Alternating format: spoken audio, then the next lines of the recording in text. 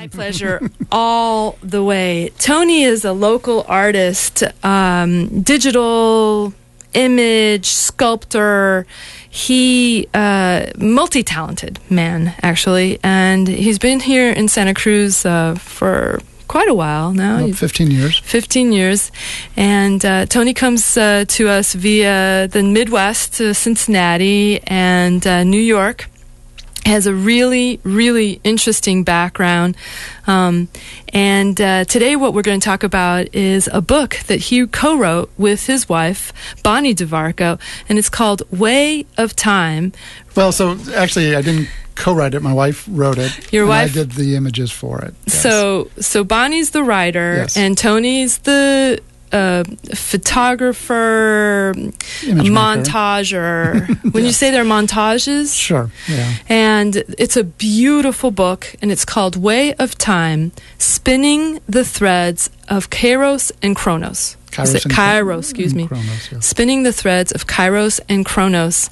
And it's a really interesting, beautiful book where there's a remembering of some very old wisdom.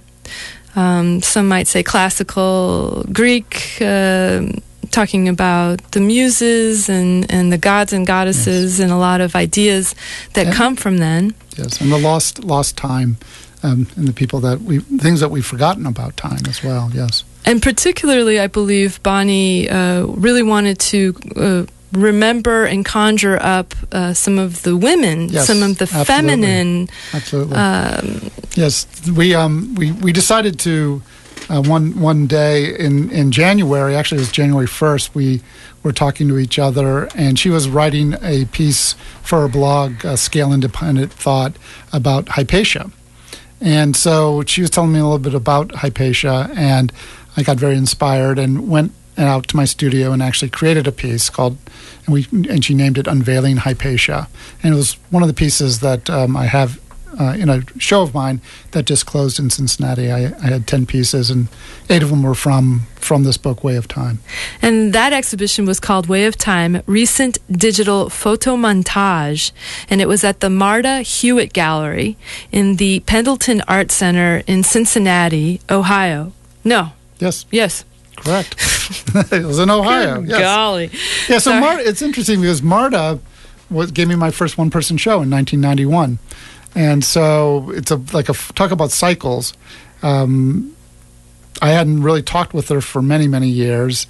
Moved to New York, moved to Cincinnati, then moved out to California.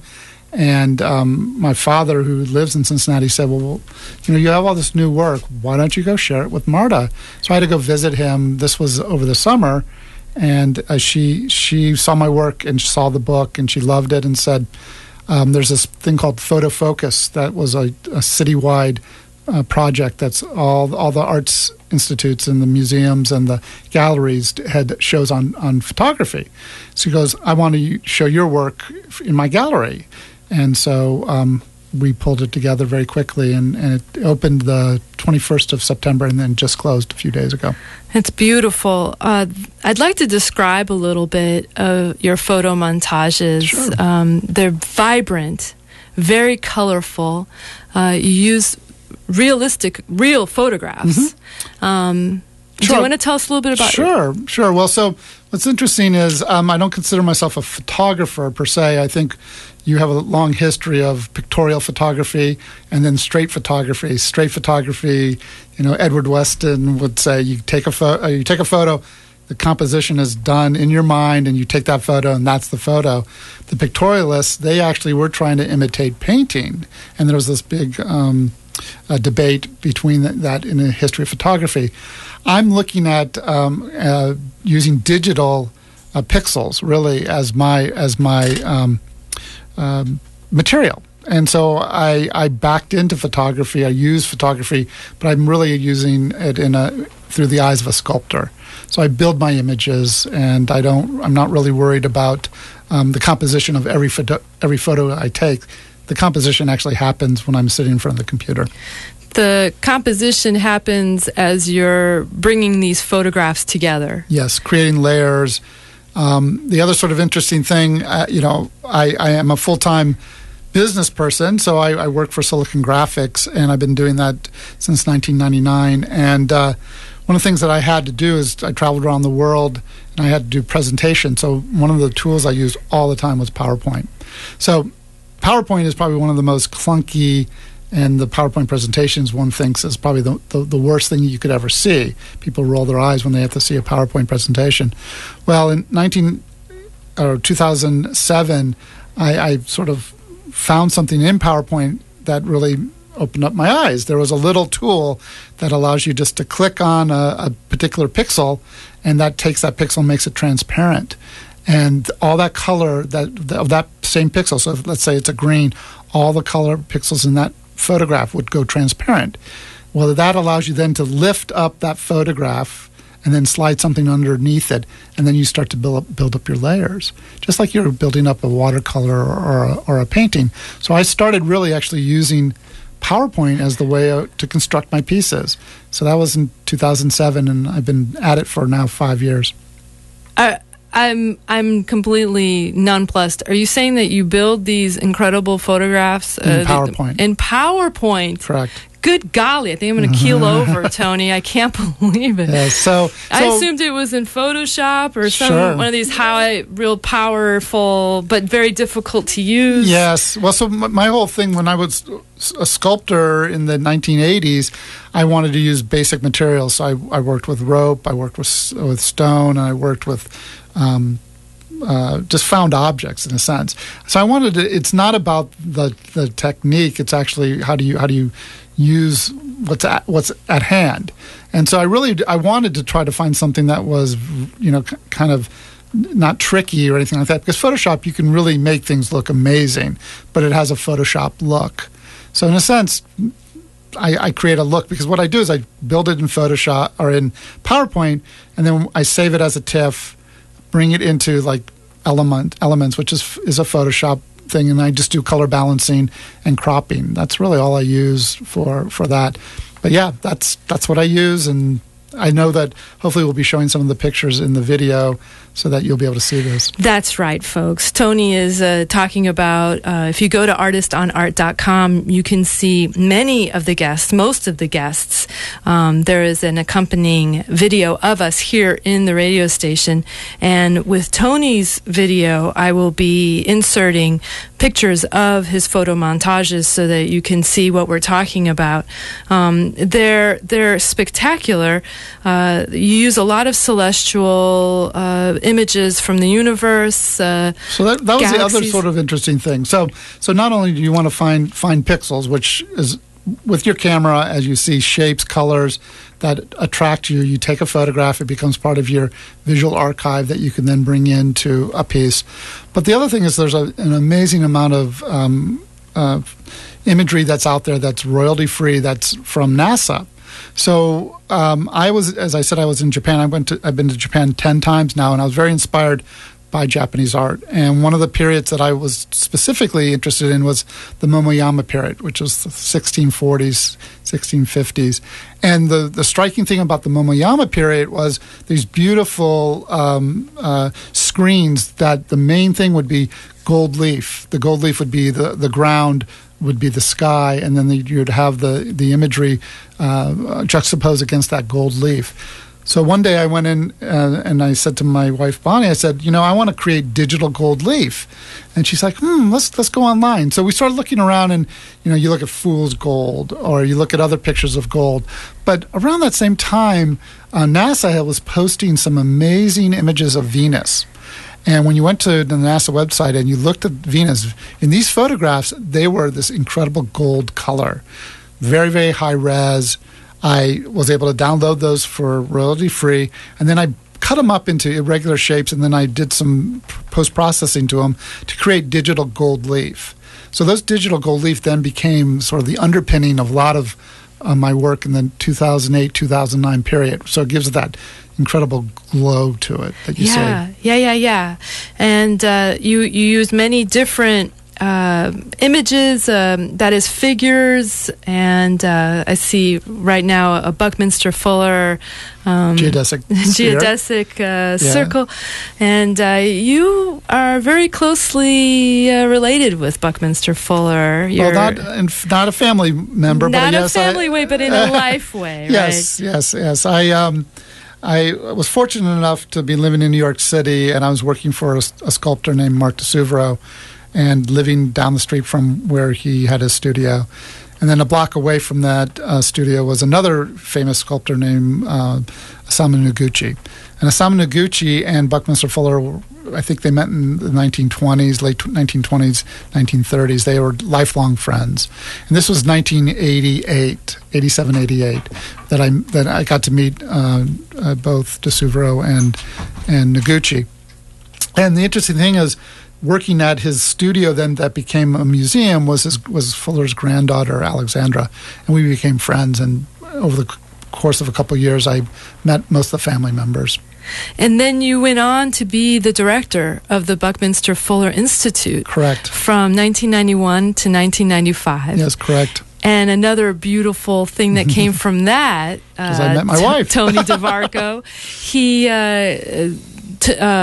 Bonnie was the archivist for the Buckminster Fuller Institute, which is where you two met in L.A. Yes. And then she helped actually bring it up here to Stanford. Well, yeah, we first brought it after in 1993. We took it to Santa Barbara, and then in 1995, Bonnie and I left the Institute, and within a year and a half later, it was then transferred to Stanford, so it's here in the Bay Area now. So there's a lot of Buckminster Fuller symbols, kind of objects that he invented that are in here, along with, as Tony was saying, the gold leaf and the universe and galaxies. In my mind's eye right now, actually what I wanted to do is tell the audience, if you want to take a look at what Tony's work looks like, Tony DeVarco, you can go to Flickr. Yes. And I decided not to do a website because I felt like, why? I've been basically documenting in my work on Flickr. So you put DeVarco plus Flickr, and you'll be able to come and you'll be able to look at all the different pieces. And the first one that shows up, which is your most recent piece. Yes, it's part of a commission I'm working on right now. For Cincinnati, for the Martha Hewitt Gallery? Well, it's a corporate commission. It's just basically architectural, historical areas within Cincinnati. It's loosely called Cincinnati Reflections, and so there's a lot of obviously historical pieces, and I'm working with the museum. There's various museums I was there for a week taking photographs, so I'm right now sort of working through. I have to produce 7 pieces, and I probably will end up doing 15, 20 in order to deliver the 7. So you'll see a few in the first page. Right. Yeah. So we don't know if those are the ones that are going to go. We don't know. So I just keep on working until I'm sort of don't want to do it anymore, but I have to deliver it by February. So they have to be printed. The big ones are going to be 7 feet by 5 feet. They'll be very large, large prints on artist paper, framed. So. And they're very memorable, folks. I just got to tell you. So I just glanced at Tony's Flickr page just for a second, and it's burned into my mind. And so it's a picture of the back of Mickey Mouse. Well, it's actually Pinocchio. Oh, that's Pinocchio. So it's interesting. All these photos were taken at the Cincinnati Art Museum. So, and then is it the Venus de Milo? No, it's Aphrodite. It's a sculpture of Eve. And it was done in the 1880s. By a Cincinnati sculptor, and then there's a piece by Mark DeSuvero. DeSuvero, who's a big red steel, is it? Yeah. Sculpture, and then the sky. Yeah, there's everything that's there. So the other thing is, it's all about the context of. So if I take a series of photos, I try to montage that same day, the same sort of area, and so. So it's a site-specific work. Yeah, in a sense. And for this would be very apropos, since it's a commission for a Cincinnati corporation. The funny thing about that piece, though, Nada, is when I was photographing Pinocchio, This is a sculpture that's outside. It's done by Jim Dine, who's a very famous artist who was from Cincinnati. And this is about an 8-foot size bronze sculpture, but of Pinocchio. And from behind, when I photographed it, there's this large radio tower way off in the distance, but just happens to be right where the nose would be. So if you look at it, the nose, it looks like the tower is its nose going out into space. It is the funniest thing that I just had to laugh and had to be part of the piece. You are listening to Artist on Art, and I am speaking with Tony DeVarco, one of our own local artists. He is a sculptor by... No, he's not a piece of marble. He's a live person. He's a sculptor by. You got your MFA, or you were working on your MFA? I got half of my MFA basically, and master's in arts management and a degree in economics as well. So I definitely have the business and the art. I try to do a little bit of try to keep it going. You got to do it all. Absolutely. And you've done performance art. You've worked been part of performance art earlier on in my career. Co-wrote and co-directed a play on Fuller, Buckminster Fuller. It's called Buckminster Fuller In and Out the Universe. I created a lot of set designs for performance artists in New York City and in the Midwest. So I definitely enjoy the collaboration of artists, architects, dance. Those are the things that really make me happy. Temporary type of things. So. And also you enjoy creating kind of it's installation art that you're helping. Many years ago, yes. So I haven't done that. So right now I have a very small studio. It's a laptop and a screen. So I have everything's in my mind right now. So maybe my next phase, I'll have a studio where I can do those kind of good things. We all know that Santa Cruz is an expensive place to have a studio. Yeah. Well, I just want to give a little secret out to our audience. There's some plans happening so that we can get Tony to create an installation at my studio for First Friday coming up. Sometime we'll do something like that. Yeah, we'll do some projections of these images. I think would be really fun. Yeah, some giant projections because they're giant pieces. Yeah. And I just wanted to do a little reading, kind of in honor of Bonnie, that would be really nice. From the book Way of Time, Spinning the Threads of Kairos and Chronos. Correct. And this piece is called Pas de Deux.